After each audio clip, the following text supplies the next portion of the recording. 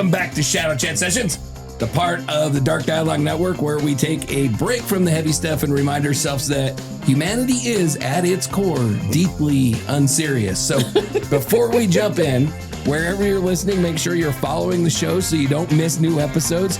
If you want to support what we're building here, you can do that over on Ko-fi or join us on Substack or Patreon for updates, case notes, and behind-the-scenes content. You can also head on over to our website to explore the full network. And if you want everything delivered straight to you, jump on the email list. We'll make it easy. All right. Because not every crime story is a deep psychological dive. Sometimes it's just a goat in custody for armed robbery. Oh, nice. And that's where we're living today. This is your weekly reminder that while we spend a lot of time talking about the darkest corners of human behavior, there is another side of the world that feels like it was written by a sleep-deprived intern with access to police reports and zero supervision. We've got bizarre headlines, questionable life choices, internet rabbit holes, and people making decisions so bad that you almost have to respect the confidence. Yeah, so, a little, for a minute. If you're here for serious analysis, wrong episode. Yeah. But if you came here to question reality just a little bit, then you're in the right place. So, shall we get into it? We shall. You ready for the strange headline segment? Bring it on.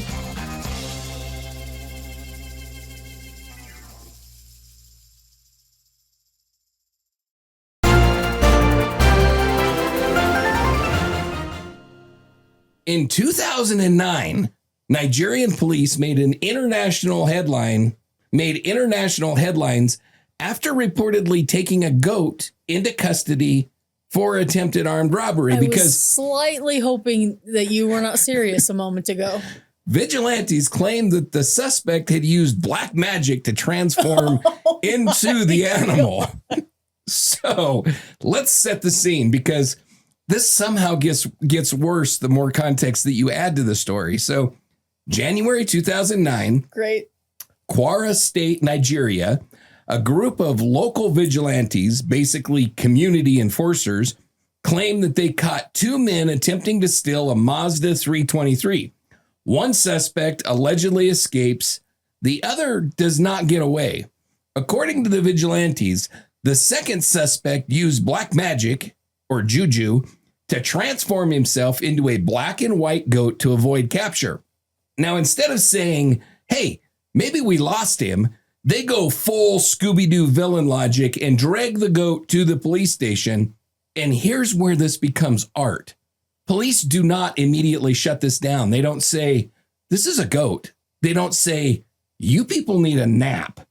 No, they issue a statement confirming that the goat is, quote, in custody while they investigate the alleged robbery, which means for at least a brief window in human history, there was a real-world police report that essentially read, suspect goat, charges, armed robbery, status, detained. Eventually, officials clarify very gently that they cannot scientifically confirm the goat is a human suspect, and they're basically just holding it until someone comes to claim it. But by then, it's too late. The headline is out. Reuters picked it up. The internet does what the internet does, and now forever, this goat is part of criminal history. And to be clear, this wasn't satire. This came out of real cultural intersections where beliefs in transformation, magic, and crime narratives sometimes overlap, but none of that makes it less insane to picture a goat sitting in custody like, I'd like to speak to my attorney. Bah. I have a slightly bigger problem. What? I wanted to see said goat. So I go to Google, and autofill has given me something to have a little bit of worry about. Goat stealing Mazda in, and I only got to N because I was going through Nigeria. It brings up Nebraska, New Vegas, New Mexico, Nevada, New Zealand, Norman, Oklahoma. I don't know. Are we having a goat problem? A goat problem? Possibly. Okay. Continue. Ready for my take? Yes, take it. This is what happens when your investigation strategy is, we're just going to go with whatever the loudest guy says. Imagine being the officer assigned to this. You trained for years. You studied procedure. You learned chain of custody. And now your job is to book a goat. Do you fingerprint it? Do you read it its rights? Do you put it in a lineup with other goats? Hoof print. Can you identify the suspect? Witness points confidently to goat number 3. And somewhere in that station, there had to be one cop, just one, staring at the situation and thinking, this is not what I signed up for. Also, let's be honest. The real criminal here is the Mazda 323. Nobody transforms into livestock over a luxury vehicle. So if a goat is, quote, in custody, does that technically make it the goat of criminal suspects? Wah, wah, wah. Look at him. He's so cute. He's a goat. So what charges would actually stick in court? Loitering, resisting arrest, eating the evidence? Eating the evidence. Yeah. I'd like to know how in the hell they kept him in custody, because I had goats.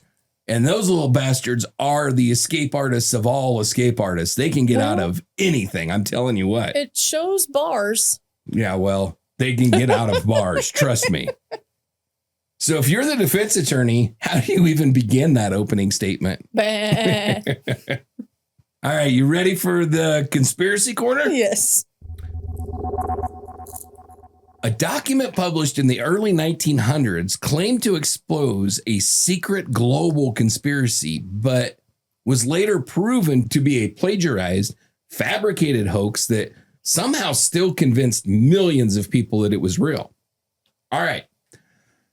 So this one starts off sounding like your standard conspiracy story. Secret meetings, shadowy elites, global control, but very quickly turns into one of the most blatant copy-paste frauds ever taken seriously. In the early 1900s, a document called the Protocols of the Elders of Zion began circulating in the Russian Empire. It claims to be the minutes from secret meetings of powerful figures plotting to control governments, media, finance, basically the entire world, which, if you've ever been on the internet for more than 12 minutes, is going to sound familiar, but here's the problem. It's fake, completely fake, and not even in a clever way. Investigations starting as early as 1921 showed that huge portions of the secret document were straight up lifted from an 1860s political satire, not inspired by, not loosely based on, literally copied, word for word in places. So what you have is essentially a conspiracy document about world domination that was built using plagiarized fan fiction. And despite being exposed repeatedly, publicly, definitively, it still hasn't gone away. It's spread globally. It's been printed in newspapers, pushed by influential figures, used as evidence by people who either didn't know or didn't care that it had already been proven false. And that's the part that makes this less of a conspiracy and more of a case study in how badly people want simple answers to complicated problems, because the structure of it is almost reusable. Economic crisis must be the secret cabal. Political instability, cabal. War, cabal. Stub your toe on the coffee table? Believe it or not. Damn that cabal. Also cabal. It becomes a template, a fill-in-the-blank explanation for literally everything. My take? This might be the laziest conspiracy document ever created. And not because it was false. We've got plenty of those, but because whoever made it didn't even bother to write it. They plagiarized it. Imagine trying to take over the world and your master plan is built like a middle school book report. Yeah, I'll just copy this guy's homework from 1864. Nobody's going to notice. And somehow people didn't. Or worse, they did, and they just said, yeah, but I like this version better. That's the real takeaway here. Not that people were fooled once, because that happens. It's that it kept working, even after the answer key was handed out. Also, if you're running a secret global organization, maybe don't publish meeting notes. Just a thought. So at what point does a conspiracy stop being a theory and just become extremely committed fan fiction. This one. Are you familiar with this? Are you familiar with this? No, I have no idea. So I fell into this hole. I did. I mean, I fell into the hole. There's a billion YouTube videos on this shit. Did you stub your toe first on the cabal? No, yeah. Okay. So there's a billion YouTube videos on the whole protocols of Zion, and you're like, holy shit, wow, this is. And then you get to researching, and you're like, oh, well, it's all a bunch of made up shit. I just don't understand how it continues to perpetuate. Well, YouTube has a lot to do with it. Yeah. But yeah.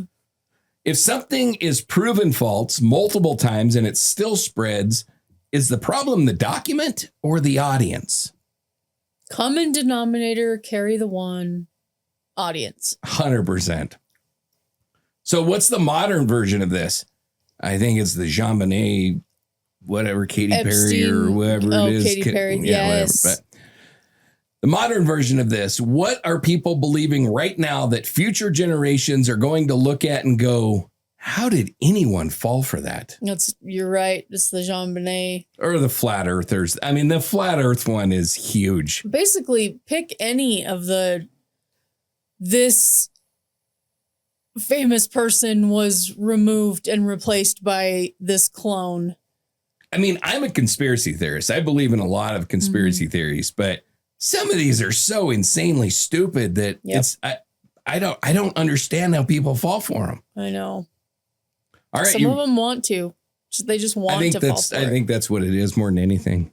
So you ready for the Reddit or internet rabbit hole? It's kind of growing because I'm running out of Reddit rabbit holes. So it's just becoming, well, interesting ones. Like, oh, gotcha. Okay. I mean, some of these Reddit rabbit holes are so, who the hell can talk about them in any entertaining fashion at all?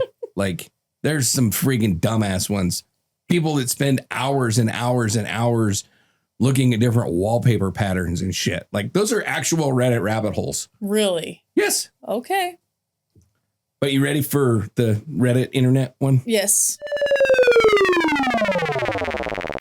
So a long-running online news network run by a creator known as DAHBO07, Dabu7, presents global events through a constant conspiracy lens, creating a version of reality where everything is connected, nothing is random, and absolutely nothing is what it seems. All right, imagine turning on the news. Now imagine that instead of the headlines like storm hits the Midwest or market fluctuates, every single story is framed like this. This isn't a storm. This is engineered. This isn't inflation. This is planned collapse. Mm-hmm. That plane flying overhead? Yeah, that one's watching you. Welcome to Underground World News.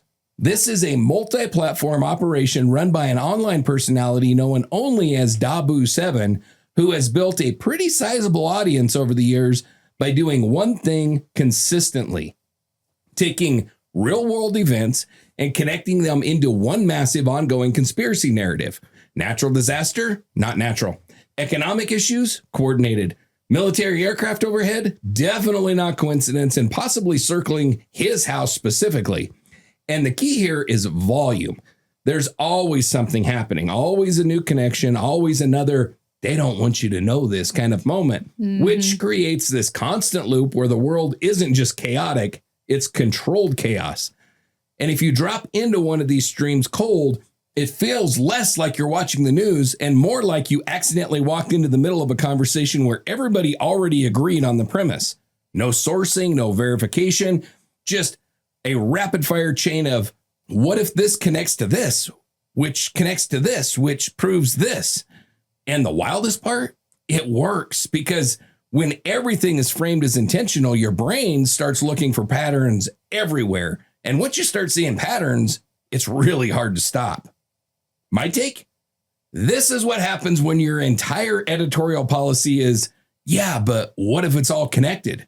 At some point, you stop reporting the news and you just become the guy with the corkboard and the red string, except now the corkboard is the internet and the red string is Wi-Fi. Also, my favorite part of this whole thing is the personal surveillance angle. Like military aircraft are flying missions and they're like, hold on, divert the jet. Dave's live streaming again. That's the level of main character energy that we are dealing with here. And look, I get the appeal. It's way more interesting to believe there's a hidden master plan than to accept that sometimes things just happen. But if everything is a conspiracy, then nothing is. You've just rebranded the chaos. So at what point does connecting dots turn into just drawing new dots? Sounds about right. Have you heard of this guy before? No, I have not. It's quite interesting. You're good at finding things I haven't heard of before. I try. I find shit I'd have never heard of before, that's for sure. So why is everything is connected more appealing than some things are just random? Mystery. I mean, like I said, I'm a conspiracy theorist. I believe in a lot of conspiracies, but I get so annoyed with this shit of everything is a conspiracy. Every single thing is a conspiracy. And it's all connected. Every mass shooting, everything that happens is all part of the conspiracy. Mm-hmm. It gets very hard to swallow. Yeah. So if someone truly believed that they were under constant surveillance, why would they live stream it? Right? Damn it, Dave. Damn it, Dave.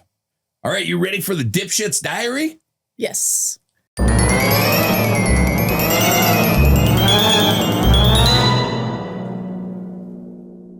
Dipshit Diaries. Dipshit Diaries number 1. What's going in the museum this week, John? The Telltale Trousers. A Florida robbery suspect attempted to escape police by hiding inside a nudist resort where he was immediately identified as the only person wearing clothes. All right, so this one starts like your standard Florida man makes poor life choices kind of story, and then it just keeps escalating. May 2012, Kissimmee, Florida. A 20-year-old named Milton Hodges decides today is the day that he's going to rob a Lowe's garden center because Lowe's. Because when I think high value criminal target, I also think mulch and patio furniture. Yeah. He approaches a cashier, reportedly brandishing a knife, demanding money. And here's where things immediately go off the rails. Instead of everyone complying, employees and customers basically say, absolutely not, and proceed to chase him out of the store. So now he's running, panicking, making decisions in real time, which is always a dangerous place for a dumb criminal to be. Now, during the escape, he punches a guy in a pickup truck who tries to block him because at this point, why not add assault to the list? Yep. And then he sees a wall. He climbs it. He drops down onto the other side and he lands inside a nudist resort. Not near one and not adjacent to one, fully inside Cypress Cove Nudist Resort and Spa, a clothing optional community where people are just living their lives completely nude, enjoying the Florida sunshine. And now here comes Milton, fully clothed, sweating, armed, stealing a golf cart. Yes, he allegedly carjacks a security guard's golf cart and continues his escape through a nudist resort like it's a GTA side mission no one programmed correctly. Meanwhile, police arrive, and this is where the story ends instantly because in a place where nobody is wearing clothes, guess who stands out? Yeah. The one guy in pants. He is quite literally the most identifiable suspect in the state of Florida at that particular moment. Deputies do not need descriptions. They don't need a lineup. They don't even need to ask questions. They just look around and go, yeah, it's that guy, the only one dressed like he's going to Home Depot. He's taken into custody at gunpoint, still armed, still fully clothed, and now deeply aware that his escape plan could not have gone worse if he tried. My take? This might be the only time in criminal history where wearing pants was the mistake. Think about that. Every life decision this guy made led him to a place where the biggest tactical error was being dressed appropriately. Yes. Also, let's talk about the decision-making chain here.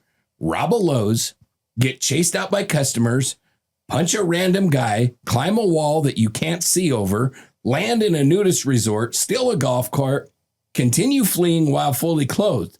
At no point did he stop and think, maybe this isn't going well. Yeah. And I just feel bad for the people at the resort. You're having a relaxing day, minding your own business, And then suddenly a fully clothed man with a knife is speeding past you on a golf cart. Like, don't mind me just ruining the vibe. Also, imagine being the officer writing that report.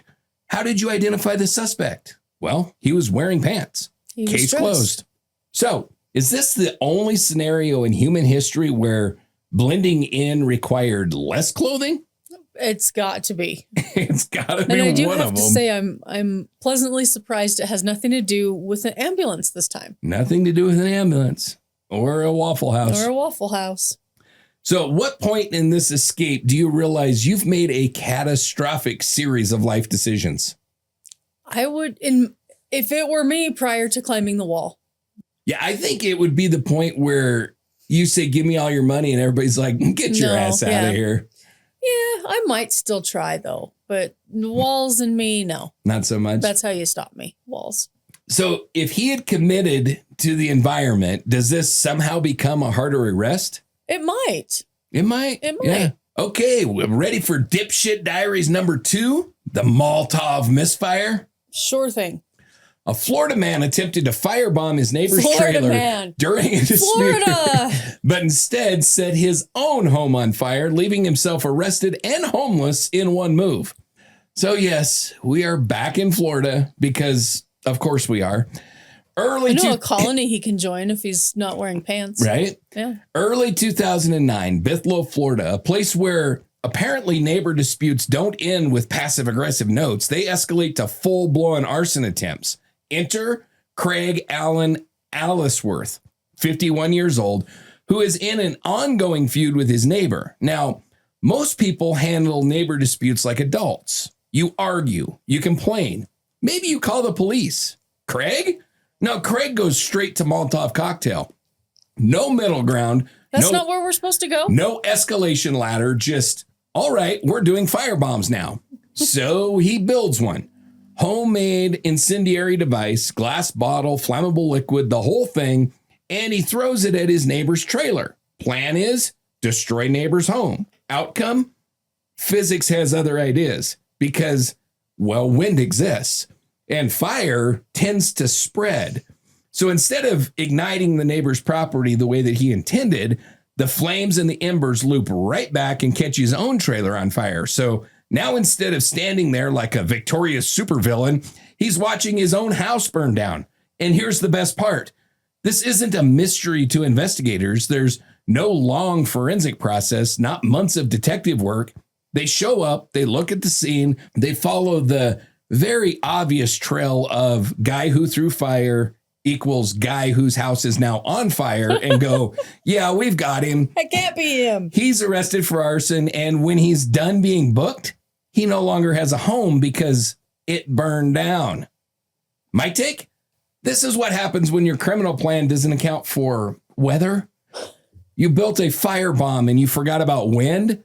That's like planning a bank robbery and forgetting that doors exist. Also, there's something almost poetic about this. You're so angry at your neighbor, you decide to destroy their life, and instead, you accidentally speedrun destroying your own. That's not just failure, that's efficiency.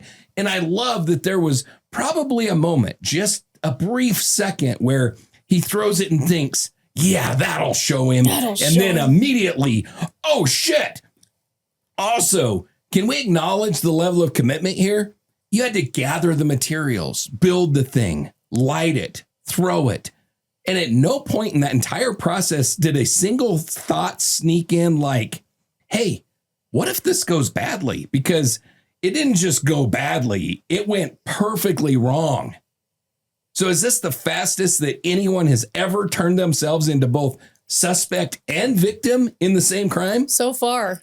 I love this story. So far, I'm going to think yes. Unfortunately, I think his neighbor's house also burned. Oh, man. I was really hoping that it like bounced off the neighbor's house and only burned his, but yeah. So at what point do you realize you've just burned down your own house? Is that before or after the panic sets in? I can't answer that. Panic is always there. Yeah, this is true. So should understanding wind direction be a required life skill before attempting literally anything? Yes, it should be taught in schools, yes. I agree. Especially Florida, apparently. I think there's a lot that needs to be taught in Florida. I know. All right, you ready for Dipshit Diaries number 3? Yes. P.S. Nobody move. An Ohio man attempted to rob a bank. Just waiting for you to say Florida. An Ohio man attempted to rob a bank, fainted mid-robbery, called for medical help, and then, while waiting for the paramedics, decided to go ahead and rob the bank anyway. All right, Beaver Creek, Ohio. April 2012. 39-year-old man Robert Strank walks into Huntington Bank ready to commit robbery. Simple plan. Walk in, demand the money, leave. Except before he even gets to the part where he actually does the crime, he passes out, just drops mid-attempt. Now, at this point, most people, most rational human beings would say, okay, maybe today is not the day. Maybe go home, drink some water, reevaluate your life choices, but not Robert, because after regaining consciousness, he either asks for help or the staff calls for him, and now there's a 911 call in progress. Paramedics are on the way. The bank is fully aware that something is wrong. Everyone is looking at him. This is objectively the worst possible moment to commit a crime. And Robert thinks, yeah, now's the time. So while waiting for medical assistance, he hands the teller a note demanding cash, just casually, like this is still a viable plan. Like the ambulance that is actively en route is just unrelated. So now the situation is suspect fainted, 911 already called, first responders en route, everyone's on alert, 0 elements of surprise, and he's like, let's run with it anyway. Yes. Paramedics arrive, they check him out, make sure he's alive, and then immediately hand him over to police, not as a patient, as a suspect. He is literally escorted out of the bank, not to the hospital, but into custody. My take, this is the criminal equivalent of your body hitting the emergency brake and you just overriding it. Your brain and your body had a full system shutdown. That was your warning. This was the exit ramp. Yes. And you said, nah, we pushed through. Also, the confidence here is unbelievable. You're in a bank surrounded by witnesses waiting for paramedics and you still think, yeah, I can pull this off. I got this, is man. not optimism. That is delusion with a schedule. And I love the timing. You faint before the robbery, but you still complete the attempt. That's like showing up late to your own bad decision and committing anyway. Also, imagine being the paramedic. You get the call, medical emergency at the bank. You show up and they're like, yeah, he's fine. Also, he tried to rob us. Cool. Great. Love that for everyone. So if your body literally shuts down before committing a crime, is that a sign that you should maybe not commit the crime?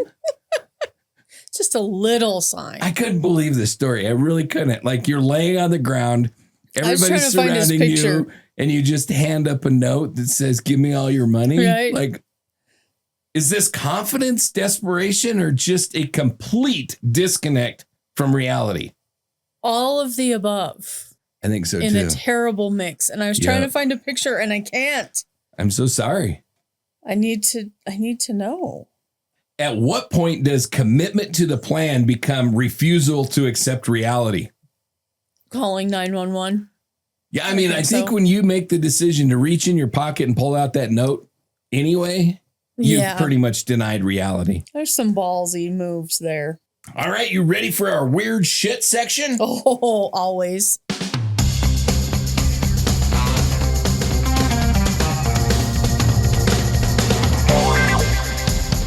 Weird shit.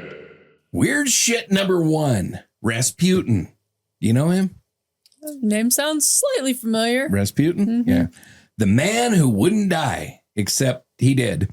A Siberian mystic rose from obscurity to become a trusted advisor to the Russian royal family, gained a reputation for healing powers and scandalous behavior, and was later killed in a murder so exaggerated it turned him into a near supernatural legend. So, all right, imagine being a peasant from rural Siberia and somehow ending up as one of the most influential people in the Russian Empire. That's Rasputin. Mm-hmm. Born in the late 1800s, He starts out as a nobody, just a guy in a village, no formal education, no political background. And then somewhere along the way, he has what people would describe as a religious awakening.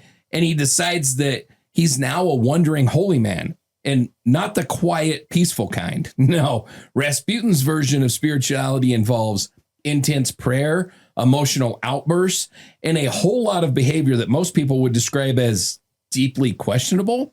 He builds a reputation as a mystic and a healer, which eventually gets him introduced to the Russian royal family, the Romanovs. And this is where things get weird. The royal heir, Alexei, has hemophilia, a condition where even minor injuries can be life-threatening. Doctors are struggling. Nothing is working. Rasputin shows up, and the kid improves. Now, historically, there are some very reasonable explanations for this. He calmed the mother down.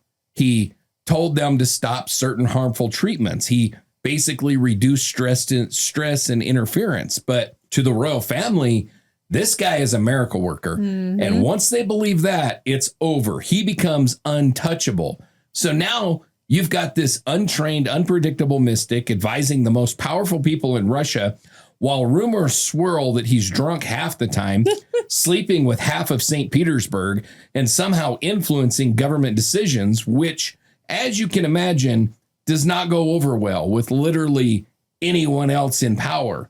He becomes less of a person and more of a symbol that the monarchy has completely lost control. And eventually, a group of nobles decide, we need to fix this. Mm-hmm. So they invite him over one night in 1916. And this is where the story goes from historical to straight up legend. For a little tea and cakes. You've probably heard it. They poison him. He doesn't die. They shoot him. He doesn't die. They beat him. He doesn't die. They throw him in a river. He still doesn't die. Basically, Rasputin turns into the final boss of Russian history, except that's not actually what happened. Modern evidence suggests something much less dramatic. He was shot and he died. That's it. All the extra stuff, the poison, the superhuman survival, that was added much later by the people who killed him, because apparently murdering a guy wasn't impressive enough. They needed it to sound like they defeated a supernatural entity. My take? Rasputin might be the greatest PR disaster and urban legend combo of all time, because on one hand, you've got a guy who wanders in from nowhere, convinces royalty that he has healing powers, inserts himself into politics, and lives like an absolute menace. And then on the other hand, he's got his killers going, yeah, we poisoned him and it didn't work, shot him and it didn't work, beat him and it didn't work. At some point, you're not reporting facts anymore, you're writing fiction. Also, let's be honest, the real reason that this story stuck isn't because of what he did, it's because people want him to be supernatural. Because the alternative is way less comforting. That one extremely persuasive, chaotic human being can walk into the highest levels of power and just start influencing everything. No magic required. He's creepy looking too. Oh, he's a creepy looking guy. I just look, yeah. He's creepy looking. He's very creepy looking. So why do you think people prefer the he couldn't be killed version over the much simpler reality? Mystery. That's all. That's my answer the whole time. I don't know. It's interesting to me because he ceased to exist. So it'd be one thing if he showed up at the palace the next day and they were like, holy shit, we threw him in the river after poisoning and shooting him and beating him. We did all the things, yeah. But he didn't. He just was dead. Yeah. Is Rasputin more fascinating because of who he actually was or the myth built around him? I think it's both. I mean, the guy was a nut job. He was a nut job. But the fact that he was able to build something that people believed out of nothing. So is Charlie Manson. This is true. And they kind of look a little bit alike. He has quite a bit more facial hair than old Charlie did. Quite a bit more. I mean, those eyes, though. Yeah, he's something. You know, I almost lost my mind the other day because someone asked me who Sharon Tate was, and I was like, what? Oh, really? Yeah. Wow. I was like, well, I mean, please tell me it wasn't April Fool's yet. So I was like, please tell me you're joking. No, I really don't know who it is. I have not done my job. I mean, it is another generation for sure. That was a long time ago. It was 1968, I believe. 68 or 69. I can't remember, but that was a long time ago. Yeah. So how different does history feel when you realize some of its most legendary moments were heavily exaggerated? It feels the same as now. Right? Yeah. Nothing's changed. Nothing's changed. The cabal or solar flares. All right, you ready for weird shit number 2? Yeah. Our cryptid section. Woohoo! Love this one. The Hopkinsville Goblins. In 1955, I'm assuming you haven't heard this one. I have not. In 1955, 2 families in rural Kentucky claimed their farmhouse was surrounded for hours by small, glowing-eyed creatures that shrugged off gunfire, launching one of the most famous alien siege cases in American history. August 21st, 1955, rural Kentucky. Picture a quiet farmhouse, middle of nowhere, nighttime. Everything is normal until one of the men steps outside and sees something streak across the sky, bright, fast, and low, which is already a bad start because historically nothing good ever follows the sentence, I just saw something land in the field. Mm-hmm. Shortly after that, things start showing up. Small figures about 2 to 4 feet tall, big glowing eyes, long arms, clawed hands, pointed ears. Basically, if you describe them to a sketch artist, you'd end up with something halfway between an alien and something that definitely lives under your porch. They approach the house. And apparently it's baby blue. And this is where things escalate immediately. The families inside, 5 adults, 7 kids, say these things start appearing at windows, peeking in, popping up on the roof, moving around the house like they're testing entry points. So the adults do what rural Kentucky adults do in 1955. They grab their guns, rifles, shotguns, everything available, and they start firing. Direct hits, and according to them, nothing happens. No blood, no bodies, no injuries, just a metallic ping, and the creatures fall back, disappear, and then come right back again and again for hours. This isn't a quick sighting. This is a full-on siege scenario. Eventually, they've had enough. They pile into cars and they drive to a police station. Multiple adults and children, clearly shaken, saying, "We've been fighting them for 4 hours." Now, law enforcement takes this seriously because there's multiple witnesses, active gunfire, claims of attackers. Police, state troopers, even military personnel respond. They search the property and they find spent shell casings, bullet holes all over the house, physical damage consistent with something happening, but no creatures, no tracks, no craft, no evidence of anything that was actually being shot at. So now you've got a situation where something definitely happened, but whatever they were shooting at, gone.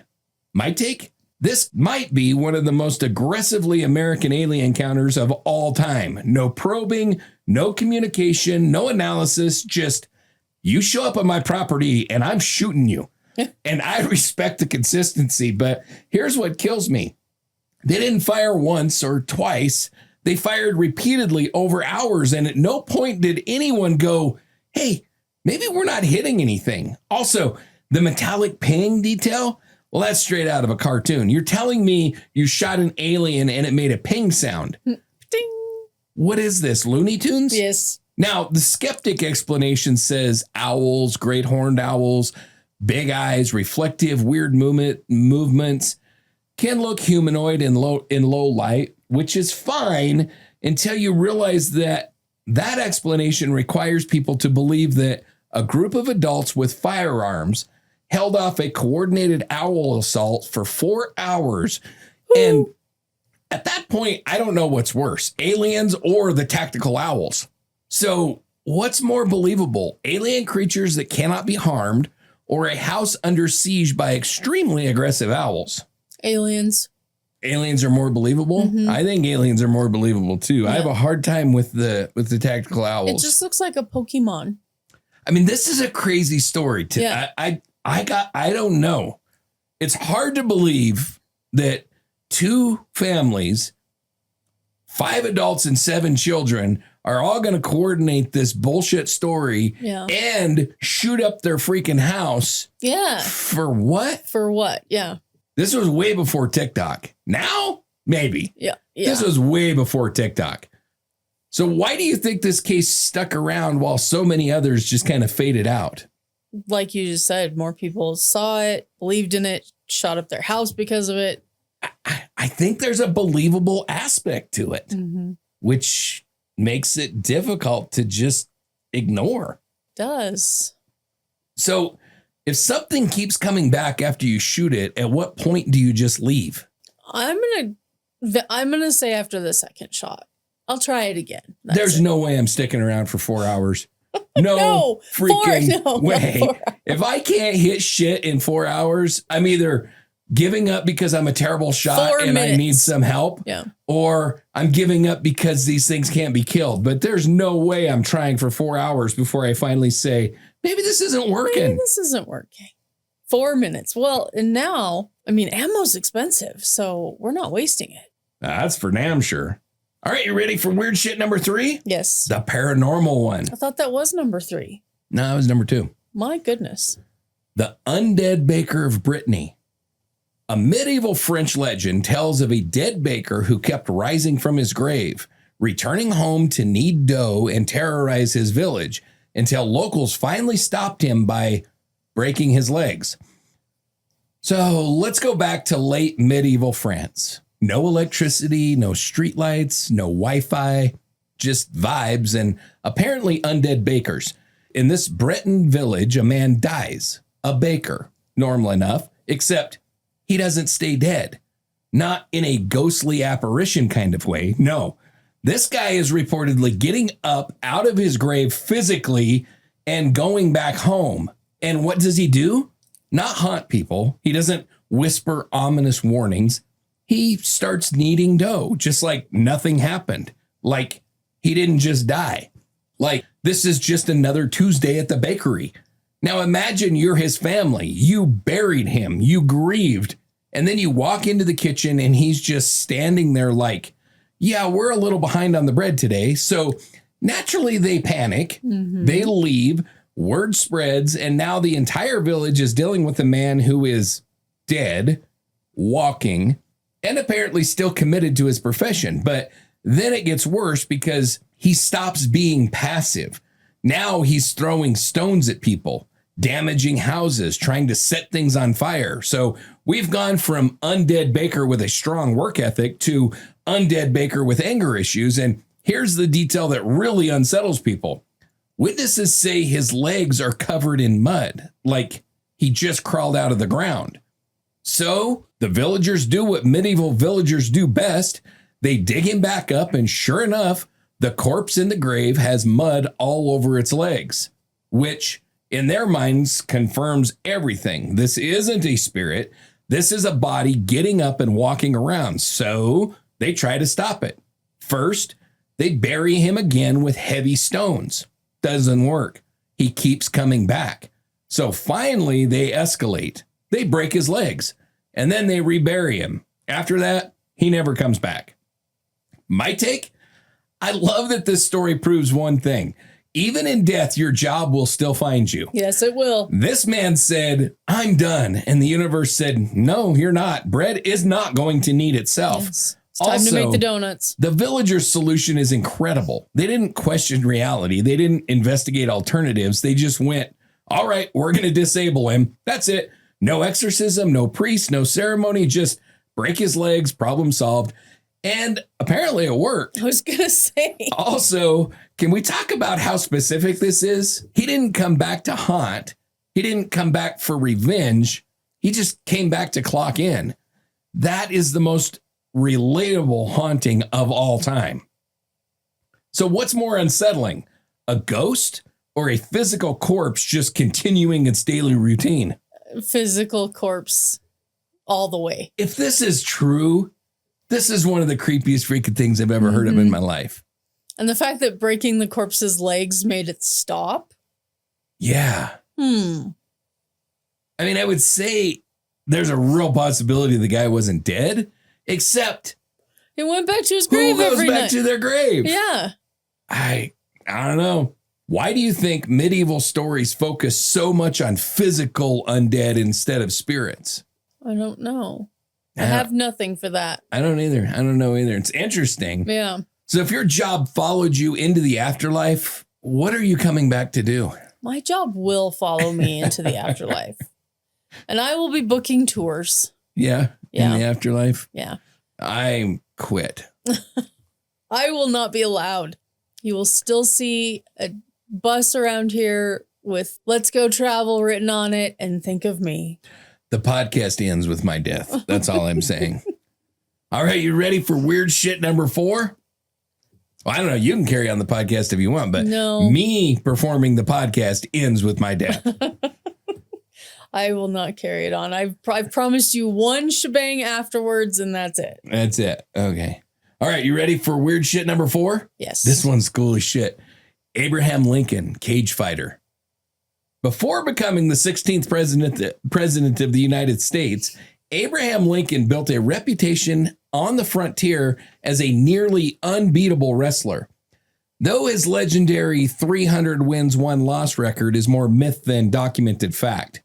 So we need to take a moment and reset your mental image of Abraham Lincoln, because right now you're probably picturing top hat, beard, serious face, giving speeches about unity and the nation. Now replace that with a 6'4" farm built guy in the 1800s, throwing people into the dirt in front of a crowd, because that is also Abraham Lincoln.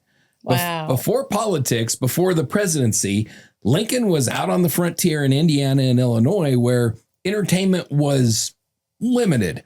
So what did people do? They wrestled. And not like today, no mats, no refs, no weight classes. This was a catch-as-catch-can wrestling, which basically translates to grab him however you can and throw him to the ground. It's closer to a bar fight than a sport, and Lincoln was apparently very good at it. In New Salem, Illinois, he ends up facing the local champion, a guy named Jack Armstrong, who was part of a rough group known as Clary's Grove Boys. They were not casual competitors. These were the we fight for fun kind of guys. Lincoln steps in and beats the shit out of him. He doesn't just beat him, he earns their respect, which in that environment is basically like winning a championship belt. And from there, the stories start building. People talk about how he's incredibly strong, hard to throw, almost impossible to beat. And over time, those stories evolve, because history doesn't just record things, it has a tendency of inflating them. So eventually you get this stat floating around, 300 matches, only 1 loss, which sounds less like historical record and more like a UFC fighter's dream resume. Reality is a little less clean. We don't have a documented list of 300 matches. What we do have is consistent accounts that he wrestled for years.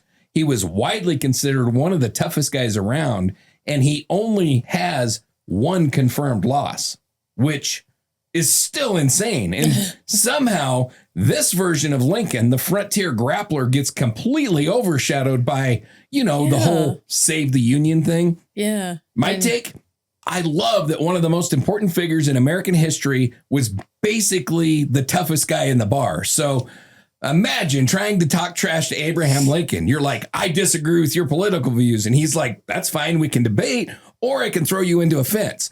Also, the myth building here is classic. You start with, yeah, he was hard to beat. And it slowly turns into he fought 300 men and only lost once.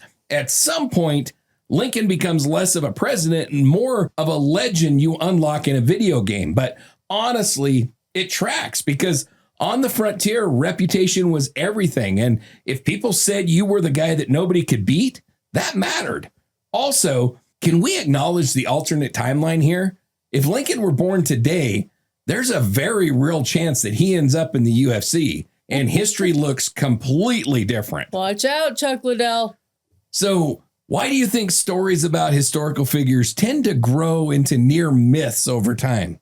Because we idolize. Yeah, I mean, and I think I mean, there's a couple presidents. And no one can prove it wrong, really, can they?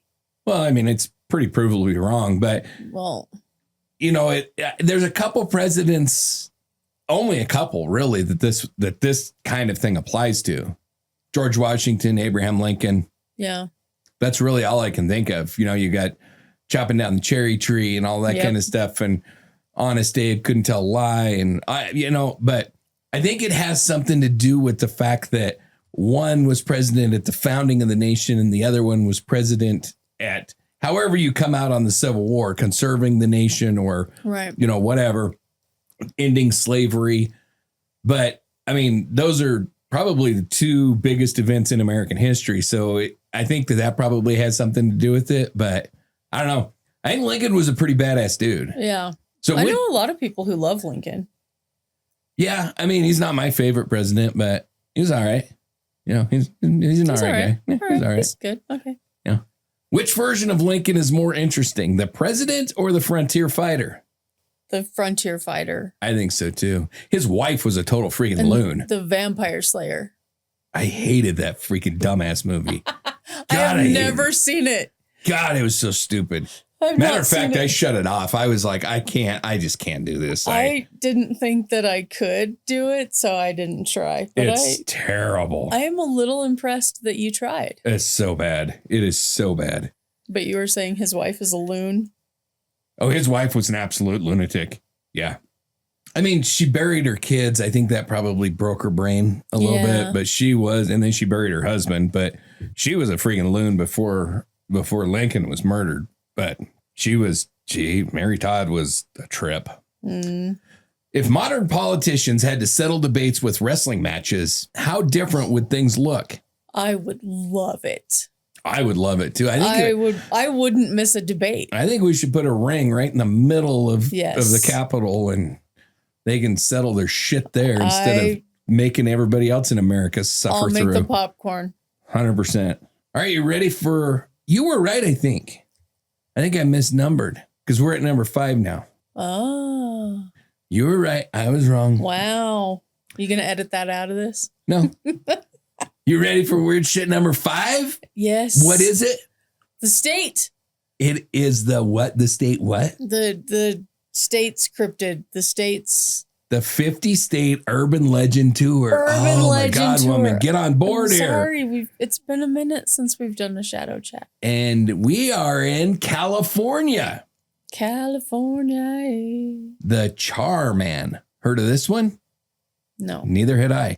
A burned, disfigured figure said to haunt a remote road in Ojai. I think it's Ojai. It's Ojai. Ojai. Ojai? Mm-hmm. Yeah, I speak English. Ojai, California. It's Ojai. Char Man is a modern urban legend born from wildfire fears, local sightings, and decades of teenagers making very questionable nighttime decisions. All right, welcome to California. Not Hollywood, not beaches. We're going to Creek Road in Ojai, a narrow wooded stretch of road where apparently the worst possible decision that you can make is to stop your car because this is where people say you might meet Charman. The story goes like this. Back in the late 1940s, a massive wildfire tears through the area. In the most popular version, a father and a son get trapped. The father dies, the son survives, but horribly burned, disfigured, traumatized, driven insane. And instead of, receiving medical care and support, he disappears into the hills and becomes something else. Now he's no longer a person. He's Charman, a blackened figure, skin burned and peeling, sometimes wrapped in bandages, sometimes described as barely human. And he's still out there, hiding along Creek Road, watching, waiting. People claim that if you drive that road at night, especially near the bridge over San Antonio Creek, now literally called Charman Bridge, you might see him. Or worse, he sees you. Reports say that he'll charge at cars, slap at the sides of vehicles, rock them back and forth, throw rocks from the darkness. And like every good urban legend, there's a rule. If you stop your car, get out, and call his name, Yeah, that's where things get interesting. Now, here's where reality starts creeping in. Folklore research suggests this didn't start with a burned monster. It started with a real guy, a local man, disfigured, reclusive, and no one to walk around the area. And because teenagers are, well, teenagers, they exaggerated. They told stories. They turned the guy who looks a little scary at night into burned revenant that attacks cars, and add in wildfire history, isolation, and a dark road. And now you've got a full-blown legend. Also, important detail, there's no solid record of anyone dying in that specific wildfire tied to this story, which means the entire tragic origin is probably invented. But that doesn't matter because the story stuck. And now people still go out there at night on purpose to try and summon something they fully believe might attack them. Is that what he looks like or supposed to look like? Supposedly. Yeah, that's the guy. My take, this is one of those legends where the real story might actually be worse than the fake one because the origin isn't supernatural burned monster. It's real person who got turned into a monster by rumor. Yeah. And somehow we all just collectively decided, yeah, let's go out and yell his name into the woods at night. Also, this is my favorite type of urban legend rule. If you stop the car, get out and provoke it, it will attack you. That's not a warning. That's just cause and effect. Yeah. That's not paranormal. That's consequences. And I love that people still test this. Like you drove out into the middle of nowhere at night, got out of your vehicle and started yelling into the darkness. And when something moves, you're like, what was that? I don't know. Probably the result of your decisions. Yes. So at what point does an urban legend stop being about the story and start being about the people who choose to test it? Now. I say now. I think so too. So why do you think so many legends involve rules that basically encourage bad decisions? Because it keeps people doing it. I mean, you gotta go break the rules. I don't know. Man. I don't know the origins of this one, but I think a lot of it is because they were created specifically to stop you from doing that shit. Yeah. I don't know what this was created to stop you. This sounds to me like it was just like I wrote. It's teenagers that just got imaginations got carried away. So yeah. So what's creepier, the idea of a supernatural charman or the idea that this started with a real person? That it started with a real person. Yeah, I think so too. Yeah. All right. You got anything else to add? I do not. So that is going to do it for this episode of Shadow Chat Sessions. If you learned anything today, it's this. Don't rob a bank if your body is already shutting down. Don't throw fire into the wind at your own house. If you're in a nudist resort, commit to the environment and maybe, just Read maybe, don't pull over on a dark road and start yelling for something called Charman. That feels like solid life advice. Yes. If you made it this far, make sure that you're following the show wherever you're listening so that you don't miss new episodes. And if you're enjoying the chaos, share it with someone who also appreciates truly terrible decision making. If you want to support what we're building here, you can check out Coffee, join us over on Substack for updates, behind the scenes content, or head over to the website and explore everything happening across the Dark Dialogue network. And if you want all of that sent straight to you, jump on the email list.